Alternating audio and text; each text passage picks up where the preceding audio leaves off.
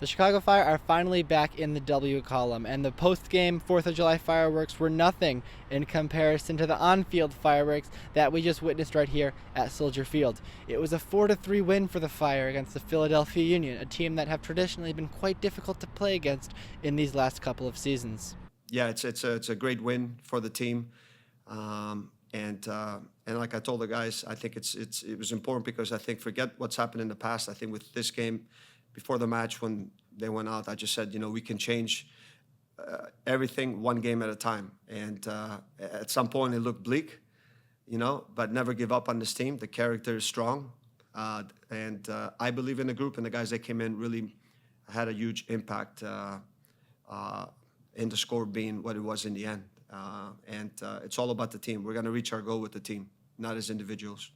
The win is well-deserved for the Fire, who finally got a reward after several good performances in the last couple of weeks. They switched to a 3-5-2 when Xherdan Shaqiri left for the European Championships in May, and now things are looking much, much better. Hugo Kuipers and Maren Haile-Selassie lined up alongside one another as dual number 9s. It's a new role for Haile-Selassie, who came in as a winger and has even played as a wingback at times, but now the duo are really starting to click. Haile-Selassie opened the scoring with a goal in a 4th straight game when he gave the Fire a 1-0 lead in the first half. Well, I think, I'm not sure if Fabian wanted to play to Alan or to me. So yeah, at the end the ball got to Alan, and then I just tried to make a run first post. He crossed it in, was a little bit lucky that the defender didn't clear it, that I stayed alive, and then I was just about, I think, chip it into the goal. So yeah, it was a good goal. However, it didn't last. The Union bounced back with an equalizer just a few minutes later. Daniel Gazdag scored a penalty right before halftime with the last kick of the first half after a controversial, very long VAR check, and then it was 3-1 early in the second half. The Union seemed to be coasting on their way to victory, but the Fire did not give up. For the second time this season, they found themselves 3-1 down in the 82nd minute. It was designated player Hugo Kuipers who finally got another goal to make it 3-2. It was game on at that point in time. From there, the Fire had all the momentum. They made some positional changes. A lot of guys were in unfamiliar positions. Fabian Herbers, who's played pretty much every position on the field, found himself as a right back in a back four. Arnaud Souquet was filling in at left back, and the Fire were going all out in the attack. Then the reward came. Gastón Giménez capitalizes on a set piece, scores his first goal of the season, a huge moment for the designated player coming off the bench. Bueno, el gol me quedó un rebote, me tocó rematar medianamente bien y el rock, que es lo más importante.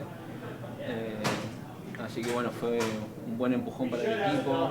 Ya habíamos marcado antes 3-2 y la verdad que contento porque fue un gran triunfo. Por la forma, por la actitud y por todo, suma y mucho para nosotros. The fourth official put up 7 minutes of stoppage time, and from there it seemed like destiny. The Fire were not going to stop. And in a role reversal from the Fire and Union game earlier this season, where Union had the last laugh by scoring late in stoppage time, it was the Fire this time.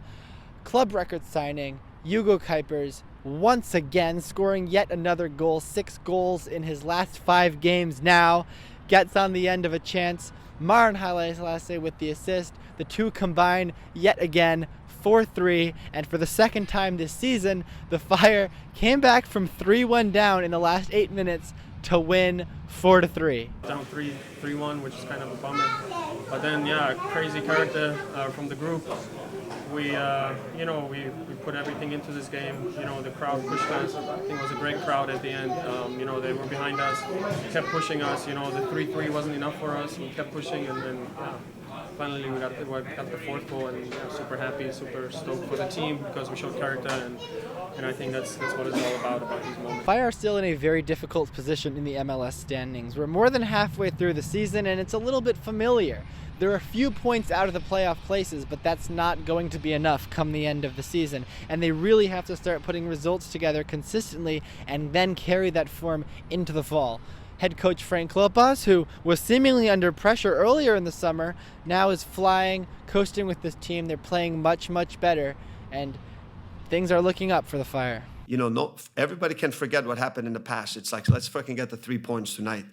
And that's the important thing, because right now, if you go out there and ask the fans, they really don't know where we are. But it was a great night of soccer. Excitement, goal scores, and also, look, in the end of the day, it's about entertainment, man. People want to pay to come watch quality players and talented players. The game was open. Next up, San Jose next Sunday.